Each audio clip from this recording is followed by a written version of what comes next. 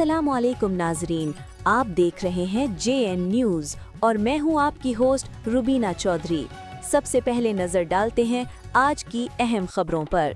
शामिल करते हैं खानेवाल सिटी रिपोर्टर मोहम्मद आमिर मुगल से। Punjab highway petrol post 8A8R खालिकाबाद में पुलिस कम्युनिटी फोरम्स के क़याम के हवाले से एक अहम इजलास मुनक़िद हुआ। इजलास की सदारत incharge post sub inspector Mohammad Tahir Khan ने की। इजलास का बुनियादी मकसद अवाम और पुलिस के दरमियान मुअस्सर राब्ते को फरोग देना और बाहमी एतमाद को मजबूत बनाना था। इजलास में इस बात पर ख़ुसूसी जोर दिया गया कि कम्युनिटी की शमूलियत के बगैर जराइम की रोकथाम मुमकिन नहीं, इसलिए आवाम और पुलिस को मिल के समाजी मसाइल के हल में मुश्तरका किरदार अदा करना होगा। शरका ने मुख्तलिफ अमूर पर तबादला ख्याल किया।